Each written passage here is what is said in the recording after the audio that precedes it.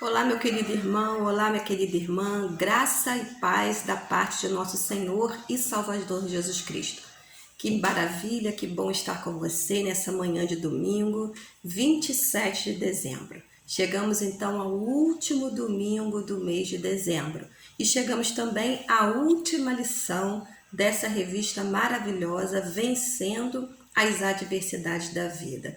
Isso mesmo, querido, 13 lições que nós estamos estudando dessa forma, de uma forma virtual.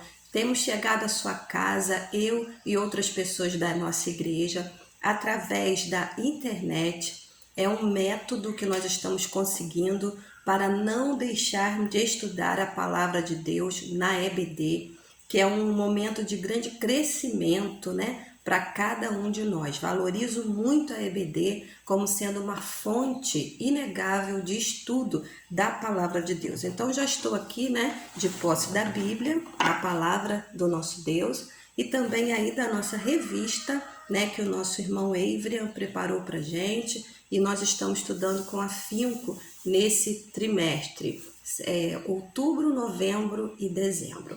Queridos, nós temos algumas coisas a pensar. Se chegamos até hoje, né, já o dia 27 de dezembro, da mesma forma que nós começamos lá em março, né, estudando a EBD de forma online, nos deixa triste por um lado, porque a pandemia ela tem sido assim muito longa, né, um período longo, mas também nos deixa muito felizes, muito gratos a Deus, porque estamos vivos e até aqui nos ajudou o Senhor. Temos visto grandes desolações, grandes adversidades e o Senhor tem nos mantido firme. E o objetivo dessa 13ª lição é com certeza aumentar a nossa fé, deixar a nossa fé mais fortalecida, porque nós não sabemos ainda quanto tempo vamos ficar na situação que nós estamos. Então que Deus, o Senhor Deus Todo-Poderoso, o soberano, aquele que está no controle de todas as coisas, nada saiu do controle de Deus e esteja cuidando de cada um de nós. Pai querido, nessa manhã de domingo, te louvamos e te agradecemos pela vida que o Senhor tem nos dado. Te louvamos pela oportunidade, Senhor Deus, de estarmos juntos mais uma manhã. Sabemos, ó Deus, que o nosso coração precisa estar muito agradecido a Ti pelo cuidado que o Senhor tem tido com cada um de nós. Abençoa, Deus, cada família, cada lar que será atingido por esta lição. Nós te rogamos, ó Deus, que ao entrar nela nós estejamos de um jeito, mas ao sair dela nós estejamos convencidos pela sua palavra que nós não estamos sozinhos e que o Senhor nunca nos abandonou. Oramos assim, ó Deus, em nome de Jesus. Amém. Temos cantado, amados, com o Ministério de Louvor, o cântico que diz: ainda que a figueira não floresça, que a vide não deu fruto, todavia eu me alegrarei. Como eu gosto, né, quando o ministério canta essa música, esse hino. Porém, uma pergunta: é uma verdade na nossa vida? Quando nós cantamos esse hino juntos, esse louvor juntos na casa de Deus, é uma verdade? Nós estamos entendendo realmente o que nós estamos cantando? Se nós, até nesse momento, cantamos sem compreender, no estudo dessa lição, dessa 13ª lição, nós vamos entender claramente o que é que nós estamos cantando. Se no trimestre nós estamos estudando Vencendo as Adversidades da Vida, nessa lição, então, nós vamos estudar o tema Quando a adversidade são tempos difíceis. Esse é o tema para hoje.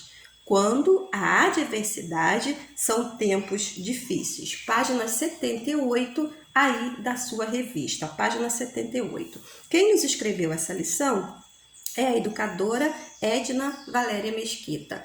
Outra alegria que nós tivemos nesse trimestre foi ter lições escritas por mulheres, não é isso? Todas as 13 lições foram escritas por mulheres muito relevantes em nossa denominação.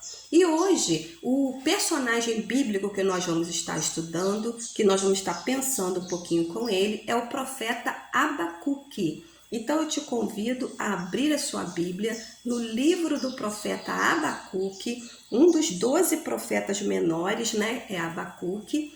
Quando a gente fala profetas maiores e menores, não significa profetas importantes ou menos importantes, ok, irmãos?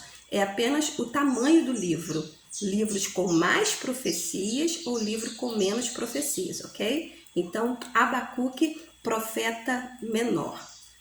E nós vamos estudar um pouco sobre a vida desse profeta, aquilo que ele pregou, aquilo que ele viveu e o que nós podemos tirar de lições preciosas para esse tempo que nós estamos vivendo hoje. Digo a vocês que lição contemporânea, que lição que está de acordo exato com o momento que nós estamos vivendo, né, na nossa humanidade, na questão do mundo. Quando a adversidade são tempos difíceis e nós estamos enfrentando tempos difíceis. Estamos inseridos em tempos difíceis. Então eu quero te convidar a parar, estudar a palavra de Deus, porque Deus quer falar ao nosso coração como é que nós devemos enfrentar esses dias difíceis. Então vamos lá? Abacuque 3, 17 e 18 é o nosso texto básico de hoje e só uma introdução para que os irmãos possam entender. Esse livro ele foi escrito há aproximadamente 606 anos antes de Cristo. Abacuque era um dos profetas que habitava Judá, né? E ele era contemporâneo de Jeremias. Então todo aquele drama que Jeremias viveu do anti-exílio, durante o exílio e pós-exílio, a levada do povo para o exílio, Abacuque também vivenciou. Então o que nós estamos vivendo agora, lendo agora, estudando agora, é tão somente isso. Esse drama, né, de Deus anunciar através do profeta que iriam para o exílio e a levada desse povo para o exílio babilônico com tempo determinado de 70 anos pela desobediência e o coração duro do povo. Uma outra curiosidade que eu quero compartilhar com os irmãos é que o significado do nome Abacuque, né? Abacuque é um nome lindo aí, né? Para você sugerir, para colocar no seu netinho ou no seu filho, né? Abacuque significa abraço. Olha bem, irmãos, como é atual essa lição que nós vamos estudar do profeta Abacuque. Quem de nós, né, não está ansioso por receber um abraço? Então receba esse abraço nessa manhã através do profeta Abacuque, que o nome dele significa abraço. Então vamos lá, vamos então entrar, né, propriamente aí na lição que está totalmente de acordo com o momento que nós estamos vivendo. Muitos de nós, irmãos, experimentamos tempos difíceis da nossa vida. Ou melhor, vou até voltar atrás. Todos nós enfrentamos tempos difíceis na nossa vida. Uns enfrentam na sua vida pessoal e muitos de nós enfrentamos na vida coletiva, no povo, no todo, né? Hoje todos nós estamos vivendo um drama no nosso país e um drama mundial com essa pandemia que tem afetado a vida de todas as pessoas. Todos nós enfrentamos vidas difíceis, como o profeta também estava enfrentando naquela ocasião. Uma coisa que me chamou muito a atenção aqui no comentário da Ana Valéria é que ela diz o seguinte: os tempos difíceis, ou a adversidade, não forma o caráter, mas revela o caráter. Isso mesmo, o tempo da adversidade ele não vem para formar, para forjar o caráter. Seu caráter já está formado, mas ele revela se nós temos um caráter íntegro diante de Deus ou se nós titubeamos na nossa fé. Ainda estamos oscilando na nossa fé. A nossa fé depende de dias fáceis, de dias de bênção, ou a nossa fé está firmada no Senhor, como diz o hino do cantor cristão. Esse livro, então, de Abacuque, nada mais é, querido, do que uma conversa, um diálogo de Abacuque com Deus. Nessa conversa, nesse diálogo, Abacuque ele faz várias perguntas a Deus, várias indagações a Deus, e ele espera, assim, respostas de Deus. Esse é o contexto daquilo que nós estamos estudando. Queridos, na adversidade é que mostramos quem nós realmente somos. E Abacuque, nesse contexto, mostrou quem ele era. E o povo de Judá e de Jerusalém mostrou também quem ele era. Abacuque se mostrou uma pessoa de caráter, porque ele revelou um caráter firme, íntegro. E muitos do povo de Judá mostrou que não tinha caráter, que a sua fé oscilava e que sua fé não estava firmada realmente no Deus da sua salvação, porque eles não tinham essa confiança, essa obediência inteira a Deus, né? Deus falava e eles não acreditavam.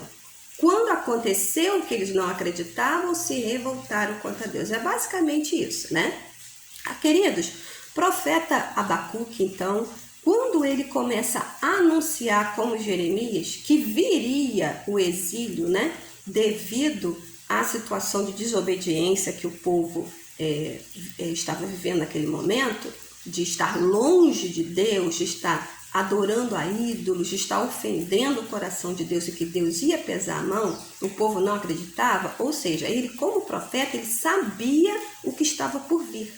Ele sabia o que ia acontecer, porque Deus dizia, se não se voltarem contra mim, o julgamento virá. O povo não voltava, o povo não obedecia a Deus, então ele sabia o que ia acontecer. Abacuque sofria com isso, porque ele queria que o povo retornasse para Deus e o povo não lhe dava ouvidos. Olha como um profeta ele sofre, olha como um profeta ele sofria, né? Porque ele anunciava, o povo não dava ouvido, desacreditava, então ele já sabia o que estava por vir. Quero dizer a você que nós também sofremos, e sofremos muito, sabe por quê? Porque nós temos a profecia nas mãos. Aqui ela está. E nós sabemos exatamente o que vai acontecer. Porque a palavra de Deus não volta atrás. Nós sabemos o que vai acontecer. O julgamento está sobre as nações. Está. Deus está chamando o povo para si. Volte-se para mim, obedeça-me, né? E como o povo continua ainda endurecido, queridos, nós sabemos diante da palavra que o julgamento chegará. Como assim, pastora? A palavra afirma que Jesus, ele voltará. E ele vai buscar aqueles que o receberam como Senhor e Salvador. E, infelizmente, aqueles que não acreditaram nessa palavra, que têm o coração ainda mais endurecido, partirão dessa terra sem Deus. Então, nós sabemos o que vai acontecer. Isso traz dor? Muita dor. Traz sofrimento? Muito sofrimento. Porque, às vezes, nós nos sentimos pregando a palavra a quem não quer ouvir. Essa palavra de novo, esse anúncio de novo que Jesus vai voltar, né? Às vezes a gente se sente pregando a quem não quer ouvir. É o mesmo sofrimento de Abacuque. Nós sabemos o que vai acontecer, está registrado na palavra, mas muitos e muitos não querem ouvir esse anúncio. Isso traz sofrimento. Queridos, nós, para esse tempo de adversidade, tempo difíceis que nós estamos enfrentando com essa pandemia, queridos, muitos já estão na beira da exaustão, né? Quando vai pensando que isso está acabando, né? Volta de novo. E não só pela pandemia, mas por tantas situações da vida, por crises familiares, né? Por problemas com filhos, por problemas financeiros.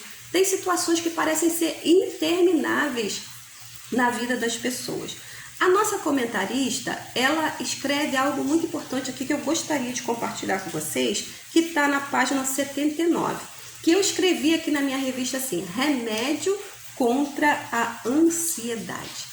Remédio contra a ansiedade. Quem que não está precisando? Então eu vou lhe receitar agora, né, diante da palavra da comentarista, um Rivotril, um calmante contra a ansiedade, porém que é um resisto bíblico, que nós precisamos tomar todos os dias para continuarmos de pé e vencendo a ansiedade. 3 verdades que lhe ajudarão a esperar pacientemente no Senhor para que esse tempo difícil possa passar. Claro que no tempo de Deus e no momento de Deus. Mas como eu posso cuidar do meu emocional? Como eu posso me medicar biblicamente no meu emocional para aguardar esse tempo difícil ele passar, vencer esse pensamento? 3 verdades que eu preciso lembrar. A primeira está registrado em Êxodo 14:13. Êxodo 14:13 diz o seguinte: não temais, aquietai-vos. Não temais, aquietai-vos. Queridos, quando é que eu consigo não temer? Quando eu sei quem é o Deus que eu estou servindo. Quando eu penso o seguinte: pode estar fora do controle de todos, mas das mãos do Senhor não saiu. Está no controle de Deus. Eu preciso me aquietar e esperar a ação do Senhor. Tem muita gente perdendo a saúde, ansioso, porque ao invés de se aquietar, não temer, esperar o momento do Senhor, fica agitado. Fica agitado, fica falando, fica confrontando, fica querendo resolver com as suas próprias mãos coisas que não dá para resolver. Segunda medicação que nós precisamos tomar, contra a ansiedade, está registrada em Ruth, capítulo 3, versículo 18. Ruth 3:18.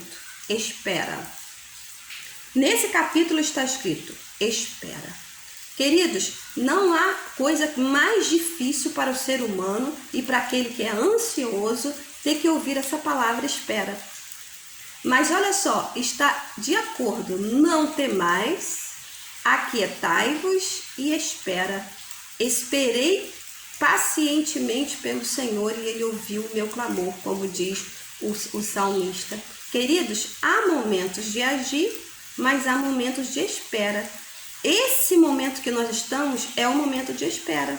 Nós precisamos de uma solução vinda de Deus. Se é vinda de Deus, não sou eu que posso dar a solução para Deus. Eu preciso esperar a solução do Senhor chegar.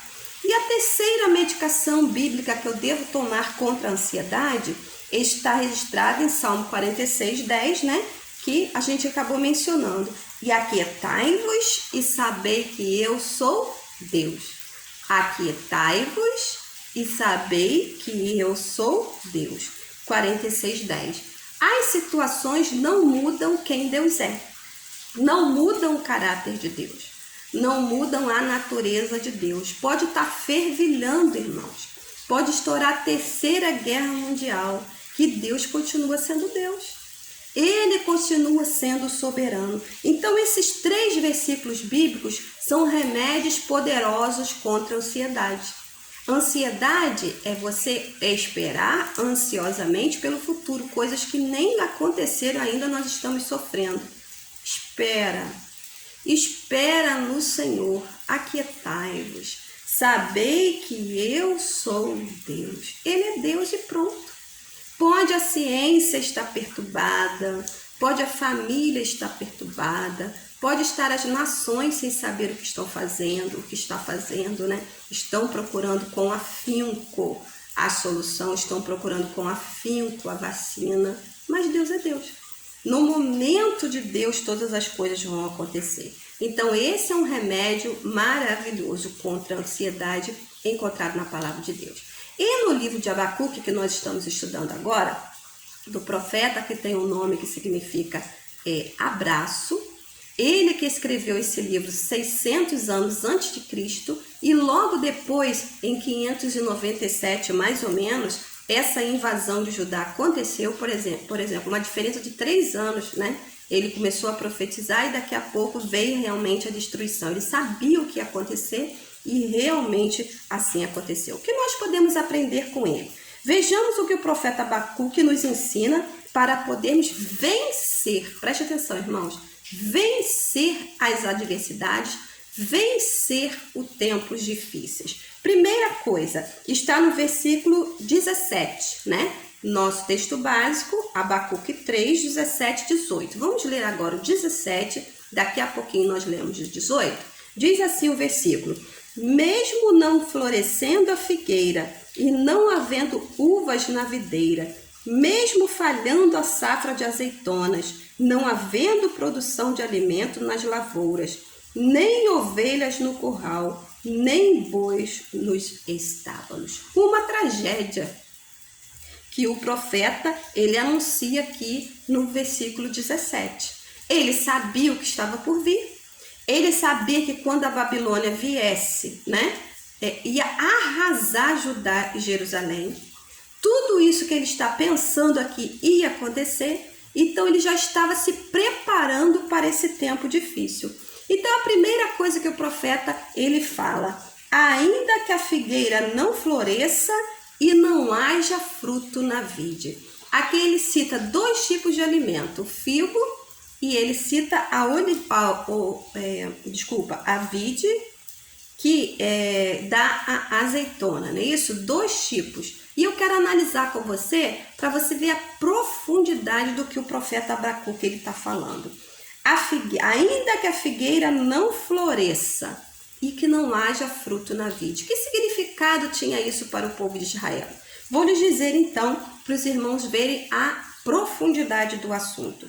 A figueira, queridos, que produz o figo, para o israelita, tinha um grande significado, que era prosperidade, né? Aqueles que tinham a figueira carregada significava prosperidade. E além da prosperidade física, material, também a espiritual, produzir muito fruto.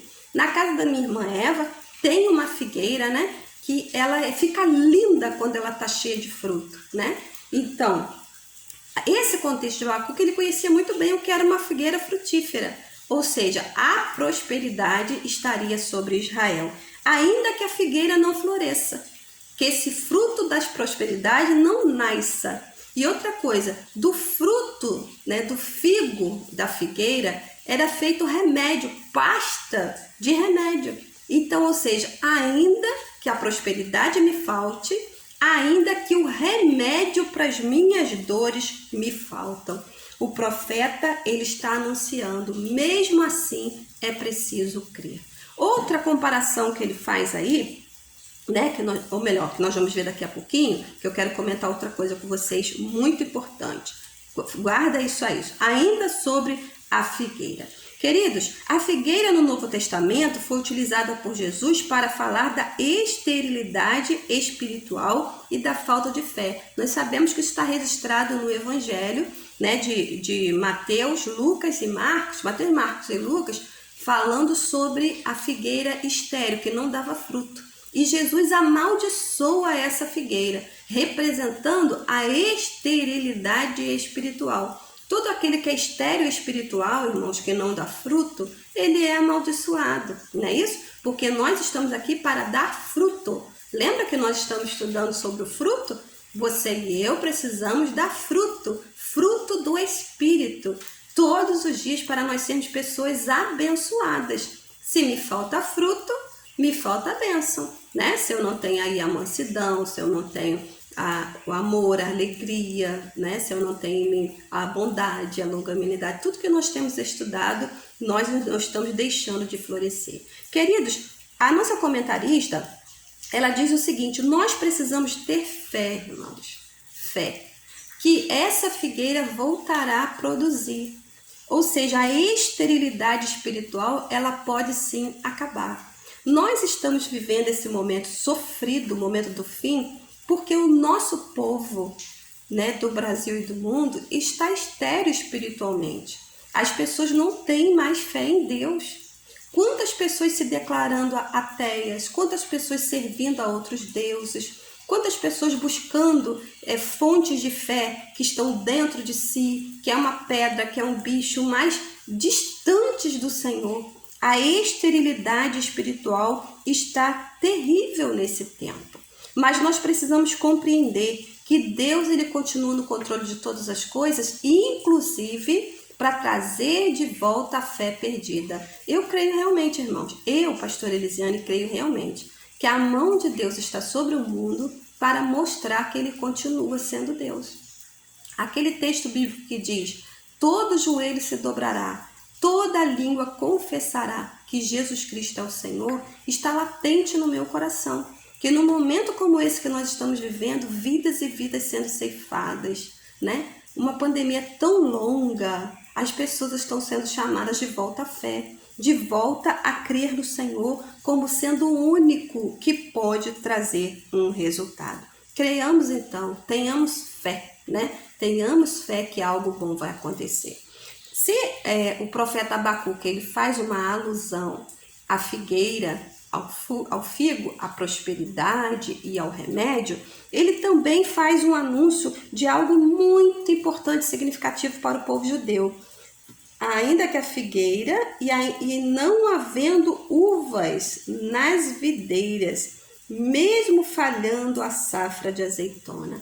Uva nas videiras, o vinho, a alegria, né? Para o povo, o contexto de Judá, para a tradução dos israelitas, o vinho representa a alegria.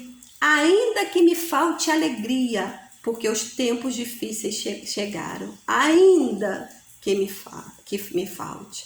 E também fala sobre a safra de azeitonas, né? Que o texto bíblico se refere aí, ainda que fale o produto da oliveira, ou seja, oliveira da azeitona e da azeitona faz o azeite. Que significado tem esse, pastora, para o povo de Judá, Israel, que eu gostaria, irmão, que você ficasse muito atento o que a pastora vai lhe dizer agora. Azeite, para o contexto de Israel, significava poder de unção e de cura. Pessoas que eram ungidas com azeite, e hoje ainda muita gente, muitas e muitas pessoas, né? Até a vozinha do irmão da Fazenda Brasil, o irmão Wallace, tudo para ela é azeite. Azeite cura tudo, né? E realmente, irmãos, o azeite é um remédio natural poderoso. Naquele contexto de Judá, usava-se muito azeite para trazer cura, para ter benefício de cura, ou seja, azeite estava ligado à saúde. O que o profeta estava dizendo? Ainda que me falte a saúde, ainda que me falte a cura, eu todavia me alegrarei no Senhor. Queridos, será que nós estamos preparados para viver esse tempo? Hoje nós estamos gratos a Deus, hoje nós estamos felizes a Deus porque nós estamos vivos, certo? Felizes demais, gratos demais. Mas e se me faltar a saúde? E se a enfermidade chegar na minha casa? E se o Covid chegar à minha casa? Nós sabemos, né, com tristeza, de um pastor muito querido aqui da nossa região, de Tanguá, né, da nossa associação, que perdeu a esposa para o Covid. Que dor desse pastor. Mas o que vai acontecer com ele, irmãos? A esposa foi vencida pelo Covid, por isso a fé dele em Deus vai ser abalada? A sua fé será abalada? Queridos, nós precisamos entender, ainda que me falte a saúde, que eu adoeça, e ainda que eu morra, o Senhor está no controle de todas as coisas. Aquele que parte dessa terra, irmãos, com Jesus, está 100% curado. Você precisa saber disso. Nós precisamos, que somos salvos em Jesus, perder o medo da morte, né? Ela é iminente, vai acontecer. Tem muita gente que pensa assim, se o Covid chegar na minha casa, eu deixei de ser abençoado, Deus parou de ouvir a minha oração, então eu vou abandonar o Senhor. Nada disso, irmãos. Deus está no controle de todas as coisas. Como eu disse a vocês no tempo passado, eu ouvi um pastor dizendo o seguinte, eu não uso máscara mesmo não, porque doença não pega em crente, essa doença não pega em cristão. Que isso? Quantos e quantos cristãos estão enfrentando, e nós mesmos estamos orando por muitos aí, enfrentando a enfermidade. Mas ainda assim Deus é Deus e ainda assim Ele é o nosso Deus. E o profeta ainda fala nesse versículo 17, que ainda que os campos não produzam mantimento e nos currais não haja gado. Ele sabia, na profecia que Deus entregou a ele, que quando Babilônia viesse, né, se o povo não se arrependesse, não se arrependeu, que todo o alimento deles ia ser devastado. As plantações e os gados seriam levados para a Babilônia. Ou seja, os que ficassem, os remanescentes, os que ficassem, iriam ficar sem alimento, sem um leite para o seu filho. E aí? A fé sucumbiria? Quando a fome vier, irmãos, as dificuldades vier, o desemprego vier, né? Pedimos a Deus para que não aconteça isso, mas se vier, o que nós faremos com a nossa fé? Sucumbiremos? Morreremos? Sofreremos? Espraguejaremos o Senhor? Viraremos as costas para Ele? Deus é Deus em qualquer situação. Tópico 2 da nossa lição aí, fique tranquilo, eu já estou terminando. Nós vamos ler o versículo 18, tá bom? Versículo 18 do tópico 2 aí. Todavia eu me alegrarei no Deus da minha salvação. Diz assim, né? A minha versão é NVI. Ainda assim eu me exultarei no Senhor e me alegrarei no Deus da minha salvação. Me alegrarei no Deus da minha salvação. Nós cantamos aí essa música, né? E todavia me alegrarei, todavia me alegrarei. O que está falando? Ainda que me falte prosperidade, ainda que me falte o remédio, ainda que me falte a unção, ainda que me falte a cura, que eu perca a saúde, ainda que me falte o alimento, todavia eu me alegrarei no Deus da minha salvação. É isso mesmo. Em tempos difíceis, nós ainda devemos nos alegrar. Alegrar não pelo que virá, irmãos, mas pelo que a gente já tem. E o profeta, ele diz esse mistério. Ele revela para nós esse mistério com a ordem de Deus. Todavia me alegrarei, exultarei no Deus da minha salvação. Qual é a razão da nossa alegria? Aquilo que a gente já tem. A salvação em Cristo Jesus. Abacuque não podia se alegrar nas adversidades, porque eram difíceis, tempos difíceis demais como nós. Mas ele podia se alegrar com o seu Deus, o Deus da sua salvação. Nós, irmãos, podemos viver dias difíceis, estamos vivendo dias difíceis, tenebrosos, mas isso não muda a nossa salvação, aquilo que nós já recebemos do Senhor. Receita para viver de tempos difíceis. Alegre-se no Deus da sua salvação. Aquilo que nós já temos em Cristo Jesus, nosso Senhor. Santos remédios hoje estão sendo nos dados para vencermos a ansiedade e para vencermos tempos difíceis. Se alegre no Senhor. Quando nós nos apegamos a coisas passageiras, nós ficamos frustrados, porque como o nome diz, passageiros. Minha alegria está em pessoas, minha alegria está no trabalho, minha alegria está em coisas, minha alegria está no partido político. Isso tudo passa, irmãos.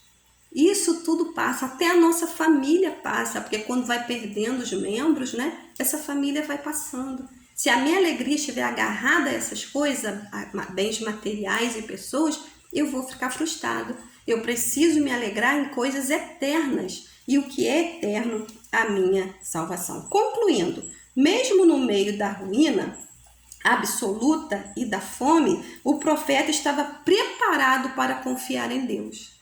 Ele sabia o que viria, mas ele já estava se preparando, ele estava preparado para quando vivesse aquele tempo difícil, ele estava com a sua fé alicerçada. Uma pergunta, você está? Você e eu estamos com a nossa fé alicerçada? Que nessa manhã, irmãos, nós tenhamos essa convicção, haja o que vier, né? Venha o que vier, Deus é Deus e a minha fé no Senhor, ele continua inabalável. O mesmo profeta, ele escreve no capítulo 2, versículo 4 do capítulo 2, está escrito aí: o ímpio está envaidecido, seus desejos não são bons, mas o justo viverá da fé. Mas o justo viverá da sua fidelidade, da sua fé. Tá vendo, irmãos? Venha o que vier, a nossa fé, ela precisa estar inabalável no Senhor. Porque você, crendo no Deus da sua salvação, você é um vencedor. Mesmo em tempos difíceis, somos vencedores. Para pensar e agir e concluir. As dificuldades são reais e muitas das vezes inevitáveis. Como você tem enfrentado as adversidades no dia a dia? E são muitas adversidades, não só da pandemia, coisas que a pandemia está trazendo e coisas que são inerentes à vida. Como você tem enfrentado? Em meio às adversidades, Deus tem sido alvo da sua confiança? Ou nós estamos pensando aí erroneamente? E por essa aí nem Deus esperava. Queridos, Ele é soberano. Mesmo que a morte chega, está no controle do Senhor. 3. Muitos têm como objetivo de alegria coisas, pessoas, bem materiais ou situações. Qual tem sido o motivo da sua alegria? Que o motivo da nossa alegria continue sendo sempre o nosso Deus. É Natal. Estamos felizes comemorando o Natal, alegria, porque a graça que é Jesus está disponível a todos os homens. Se você não tem Jesus no seu coração, ou se você ainda não tem essa convicção que você é um vencedor, porque o Deus da sua salvação está com você. Se você ainda é aquele que vive com medo da morte, meu Deus, se chegar a morte, meu Deus, se chegar a enfermidade, que nós sejamos como o profeta Jeremias e anunciemos: todavia me alegrarei no Deus da minha salvação. Creia no Deus da sua salvação. Ele está no controle. Deus te abençoe.